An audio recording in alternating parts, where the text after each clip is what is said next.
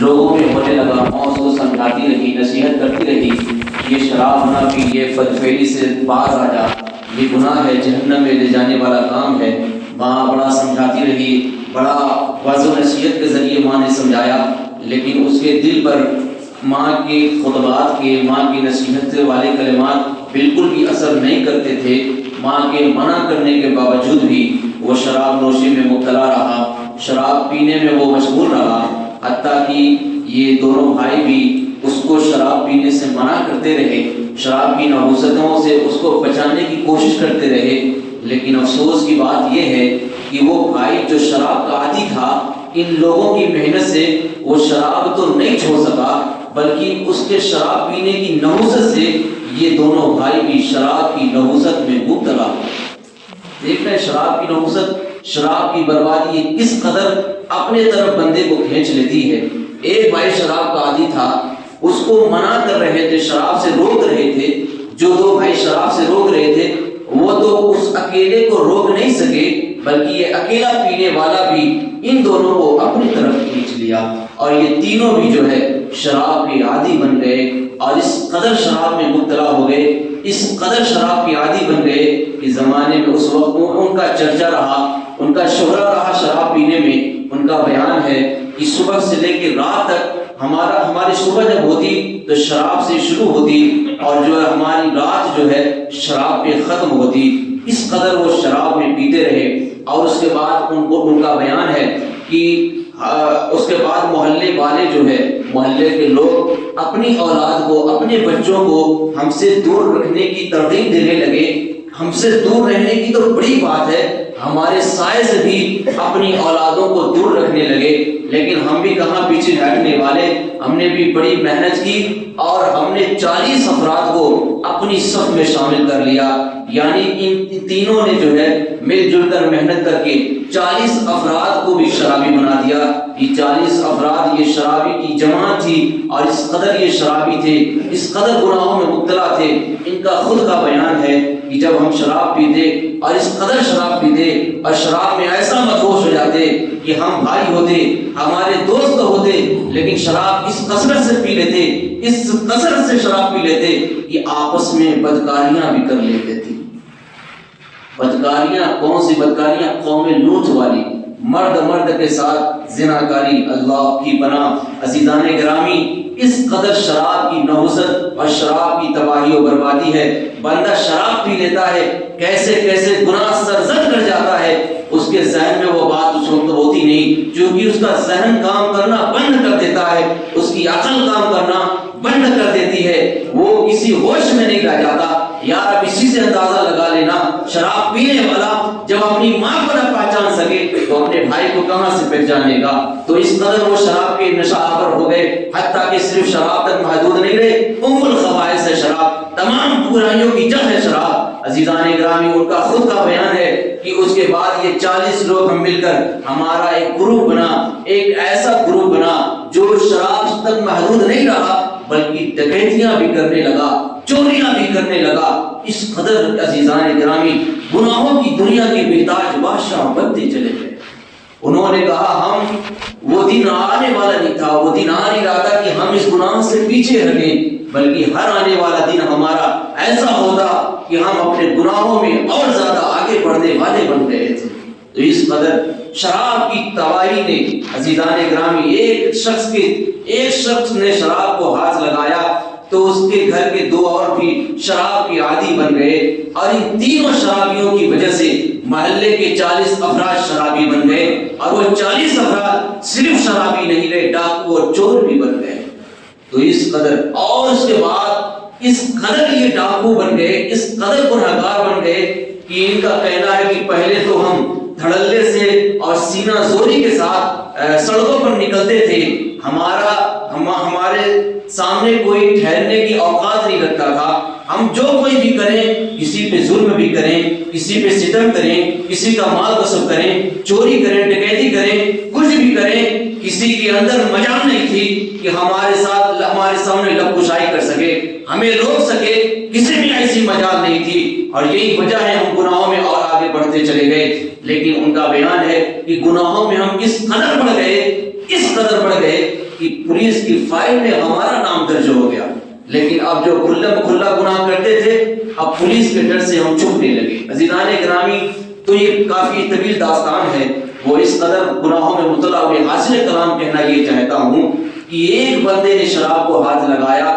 اب پھر اس کی نحوست سے کتنے لوگ شرابی بن گئے، اور ان تمام شرابیوں کی کیسی تباہی ہوئی کہ محلے والے ان کے رہنے سے پناہ مانگنے لگ گئے۔ بہرحال عزیزان گرامی، پھر ان پر اللہ رب العزت کا فضل ہوا، انہوں نے بعد میں آ کر توبہ کر لی۔ حاصل کلام جو بتانا چاہتا تھا وہ شراب کی نحوست پہ بات کرنی تھی۔ رحمت دو عالم صلی اللہ تبارک و تعالی علیہ وسلم کے فرمان کا مفہوم ہے کہ شراب نچوڑنے والا، شراب بنانے والا، شراب بیچنے والے پر، شراب نچوڑنے والے پر، شراب بیچنے، خریدنے، دینے، پینے، پلانے والے پر، شراب سے منسلک جتنے بھی ہیں، شراب بنانے سے لے کر شراب پینے تک، اس درمیان جتنے بھی شراب کے ماتحت ہیں، شراب میں ان کا وہ شامل ہیں، ہر ایک پر اللہ رب العزت نے لعنت فرمائی ہے۔ عزیزان گرامی، کیسی مبعوث شے ہے کہ اس کو بیچنے والے پر، خریدنے والے پر، پلانے والے پر، پینے والے پر، ہر ایک پر اللہ رب العزت نے لعنت فرمائی ہے۔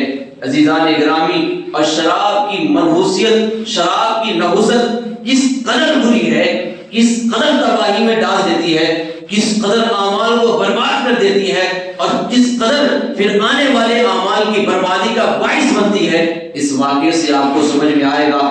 عزیزان گرامی، ایک شخص تھا، شراب کا بڑا نشہ آور تھا، شراب کا بڑا عادی تھا، اور اس کو بہت لوگوں نے سمجھایا، وہ شراب سے باز نہیں آتا تھا، حتیٰ کہ جب وہ روز شراب کے نشے میں دھت ہو کر اپنے گھر جاتا تو اس کی ماں بھی جو ہے سمجھاتی تھی، روز کہتی تھی کہ بیٹا شراب کو ہاتھ نہیں لگا، شراب سے باز آ جا، شراب نوشی سے توبہ کر لے، یہ کبیرہ گناہ ہے، بڑا گناہ ہے۔ نہایت ہی توجہ کے ساتھ اس گفتگو کو سنیے گا۔ عزیزان گرامی، ماں اس کو سمجھاتی رہی، جب وہ شراب پی کر گھر آتا ماں سمجھاتی، لیکن اس شرابی کے ذہن میں، اس کے دل پر ماں کے خطبات کی اثر نہیں ہوتے تھے، ماں کی کہی جانے والی بات بھی اسے نہایت بری لگتی تھی، ماں کو جھڑکیاں دے دیتا تھا، ماں کی باتوں کو نظر انداز کرتا۔ یوں ہی ایسے ہی دن گزرتے گئے۔ ایک دن وہ کچھ زیادہ ہی شراب پی کر آیا، بہت زیادہ شراب کے نشے میں تھا۔ ماں نے روز کی طرح اس دن بھی اسے سمجھانے لگی اور کہنے لگی، میرے بیٹے شراب سے باز آ جا، یہ تیری دنیا و آخرت کو برباد کر دے گی، تیرے پیچھے تیری اولادیں ہیں، تیرے سر ذمہ داریاں ہیں، بیٹے شراب سے باز آ جا۔ لیکن اس دن اس ظالم نے شراب کے نشے میں اس قدر چور تھا کہ ماں کی تو بات اس نے سنی نہیں، ماں کی بات پہ عمل کرنا تو بہت دور کی بات ہے۔ سامنے آگ کی بھٹی جل رہی تھی، اس نے اپنی کمزور ماں، بوڑھی ماں کو اٹھایا اور جلتی آگ میں اس نے اپنی زندہ ماں کو آگ میں پھینک دیا۔ جلتی آگ میں اس نے اپنی ماں کو پھینک دیا۔ ماں کی محبت کے حوالے سے ایک مثال میں گفتگو کر دوں۔ عزیزان گرامی، سرکار سیدنا عمر فاروق اعظم رضی اللہ عنہ کی بارگاہ میں ایک عورت آتی ہے، عرض کرتی ہے، امیر المومنین یہ بتائیں اللہ رب العزت اپنے بندوں سے کتنی محبت فرماتا ہے؟ سیدنا عمر فاروق اعظم نے فرمایا، جواب دیتا ہوں۔ تو اس کے بعد آپ نے دیکھا کہ اس کی گود میں ایک چھوٹا سا بچہ ہے، آپ نے فرمایا آگے چلاؤ۔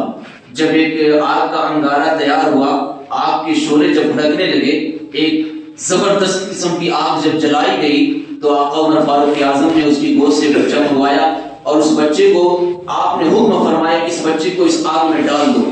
جیسے ہی آپ نے یہ فرمایا، صرف سمجھانے کے لیے بتا رہا تھا کہ دیکھیں ادھر ایک ماں ہے، اس کے بچے کو صرف کہا گیا ہے کہ بچے کو آگ میں ڈال دو، اور ادھر ایک ظالم بچہ ہے جس نے دہکتی آگ میں زندہ ماں کو ڈال دیا۔ دیکھیں فرق، دیکھیں اولاد کا رویہ اپنے والدین کے ساتھ کیا ہے اور ماں باپ کی محبت اپنی اولاد کے ساتھ کیا ہے۔ عزیزان گرامی، صرف سیدنا عمر فاروق اعظم نے سمجھانے کے لیے صرف کہا تھا کہ اس کے بچے کو اس دہکتی آگ میں ڈال دیا جائے، صرف اتنا اس ماں کا سننا تھا۔ قدموں میں گر گئی اور رونے لگی، گڑگڑانے لگی، کہنے لگی، امیر المومنین میں نے سوال پوچھ کر کوئی گناہ کر دیا؟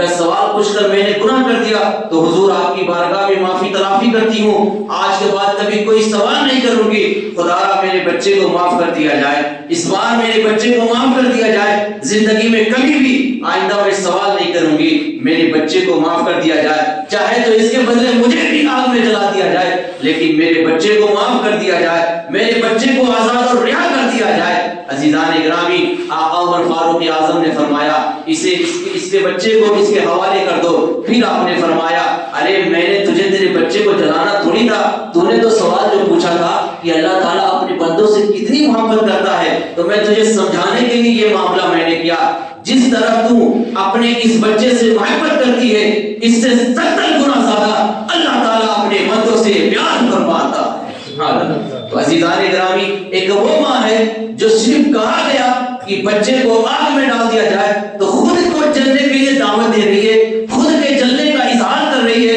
امیر المومنین مجھے جلا دیا جائے لیکن میرے بچے کو معاف کر دیا جائے۔ ادھر یہ ظالم بندہ ہے، یہ ظالم بیٹا ہے، ماں نے صرف نصیحت والے کلمات کہے، اس کی آخرت کی بقا کے لیے، اس کی دنیا کی خیر کے لیے ماں نے شراب سے بچنے کی تلقین اور ترغیب دی، لیکن اس کے بنا پر اس ظالم بچے نے اپنی ماں کو دہتی آگ میں ڈال دیا۔ اب ذرا تصور کریں، اس سے چلتی ہوئی آگ میں اس کمزور اور ضعیف ماں کو جب آگ میں ڈال دیا تو ماں کیسے درد کے ساتھ مری ہوگی، کس تکلیف کے ساتھ مری ہوگی۔ تو عزیزان گرامی، اس نے اپنی ماں کو دہتی آگ میں ڈال دیا۔ شراب پینے والے کا ذہن کام کرنا، عقل کام کرنا بند کر دیتی ہے، وہ کیا کر رہا ہے اس کو خود نہیں پتا ہوتا ہے۔ لیکن عزیزان گرامی، جب اس نے اپنی ماں کو آگ میں ڈالا، ماں تو جل کر انتقال کر گئی۔ جب اس کے شراب کا نشہ جب ختم ہوا، جب یہ ہوش میں آیا تو افسوس، یہ میں نے کیا کر دیا، افسوس اور ندامت کے آنسو بہانے لگا۔ عزیزان گرامی، یاد رکھیے حضور سید العالمین صلی اللہ تعالی علیہ وسلم نے ارشاد فرمایا، جس کا مفہوم ہے تین لوگ ایسے ہیں جن پر اللہ رب العزت نے جنت کو حرام فرما دیا ہے۔ دونوں یہاں موضوع کے حوالے سے بات آ گئی۔ آقا نے فرمایا تین لوگ ایسے ہیں جن پر اللہ رب العزت نے جنت کو حرام فرما دیا ہے۔ پہلا، جو ہمیشہ شراب پیتا ہے اس پر اللہ نے جنت حرام فرما دیا۔ دوسرا، والدین کا نافرمان، والدین کے نافرمان پر بھی اللہ رب العزت نے جنت کو حرام فرما دیا۔ تیسرا، وہ جو برائی دیکھے اور برائی سے منع کرنے کی قدرت رکھتا ہے اس کے باوجود بھی نہ منع کرے، اس پر بھی اللہ رب العزت نے ان تینوں پر جنت کو حرام فرما دیا۔ تو عزیزان گرامی، اس نے اپنی ماں کو شراب کے نشے میں چور ہو کر اپنی ماں کو دہتی آگ میں تو ڈال دیا۔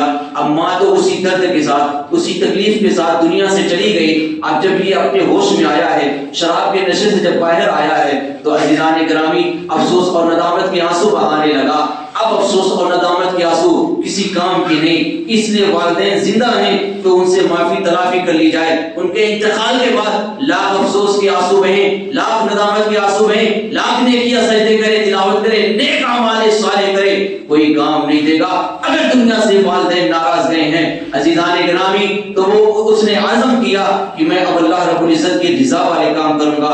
اس کا جب ہوش میں آیا تو اس کو نہایت افسوس ہوا، بہت ہی نادم اور شرمندہ ہوا کہ ہائے افسوس، میں نے کیا کر دیا، جس ماں نے مجھے جنا میں نے اپنی ماں کو آگ کے حوالے کر دیا، جس ماں نے خدمت کر کے، محنت اور مشقت کر کے، قربانیاں کر کے، اپنی جان قربان، اپنی جوانی قربان کر کے، اپنا خون جگر پلا کر، جس ماں نے مجھے پروان چڑھایا، جس ماں نے مجھے زندگی دی، جس ماں کے بدن کے ذریعے اللہ رب العزت نے مجھے حیات عطا فرمائی، جس جسمانیت کے ساتھ مجھے زندگی ملی، میں نے اسی ماں کو آگ کے حوالے کر دیا۔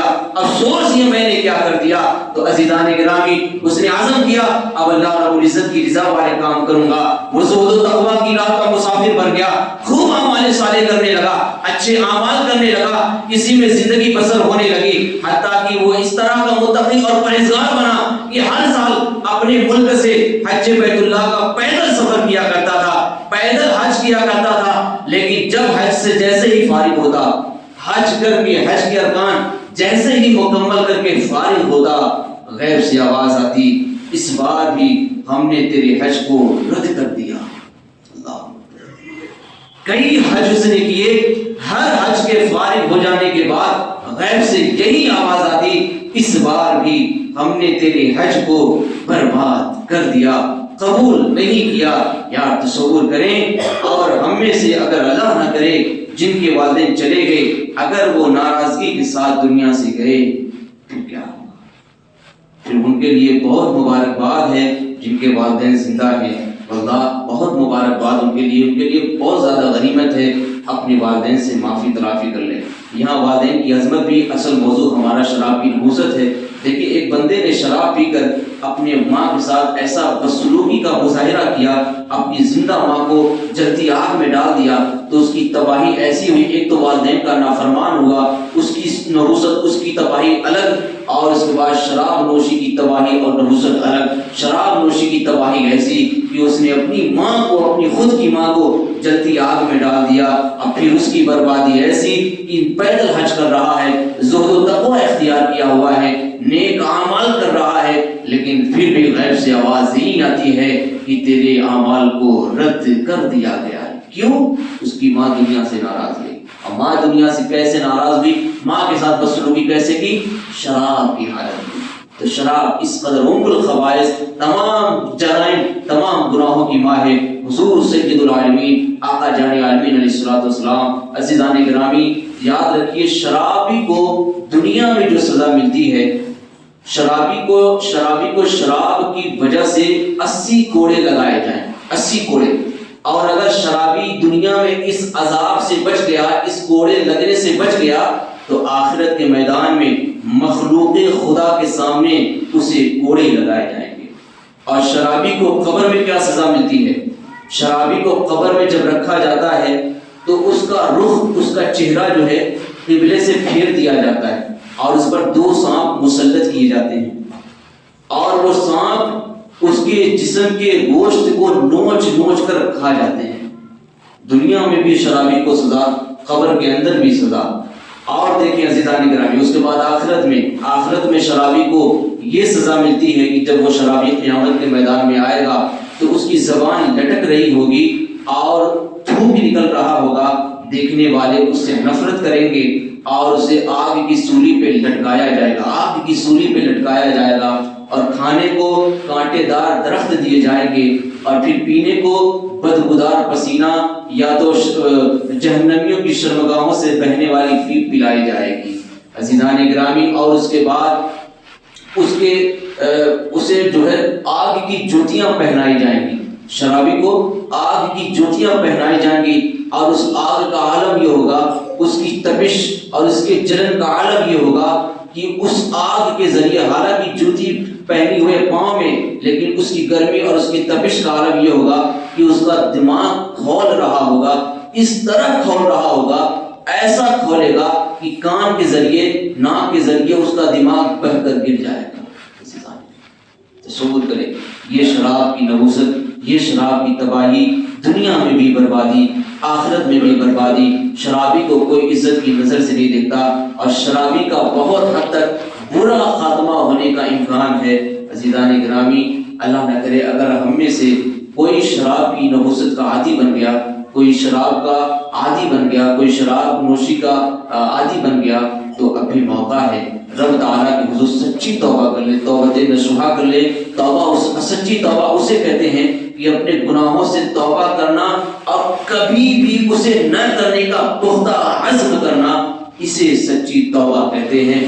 یہ توبہ کرے کہ مولا آج کے بعد میں کبھی نماز نہیں چھوڑوں گا، اور دل میں یہ چلتا ہو کہ عصر کی ٹائم فلاں جگہ جانا ہے، تو یہ سچی توبہ نہیں، یہ دھوکا ہے۔ سچی توبہ یہ ہے کہ اپنے گناہوں کو سے توبہ کر کے اور اسے کبھی نہ کرنے کا پختہ عزم کرنا سچی توبہ ہے۔ تو اگر شیطان، نفس و شیطان کے بہکاوے میں آ کر کبھی شراب کو ہاتھ لگا لیا ہے، تو آج دعا بھی قبول ہونے والا دن ہے، جمعہ کی فضیلت و برکات ہے، اس میں دعائیں قبول ہوتی ہیں۔ اللہ رب العزت کی بارگاہ میں سچی توبہ کر لیں، وہ رب تعالیٰ معاف فرمانے والا ہے، وگرنہ یہ تمام سزائیں اسے ملے گی جو شراب کا عادی ہے۔ اللہ رب العزت اس مرموز شے سے تعدب حیات میں بچنے کی توفیق عطا فرمائے، کہنے سننے سے زیادہ عمل کی توفیق عطا فرمائے۔ آج یا سے پہلے میری زبان و پھر سے کوئی بھی خفیہ کلمہ کے فعل و آپ سب کو گواہ بنا کے سچی توبہ کرتا ہوں۔ میرا رب میری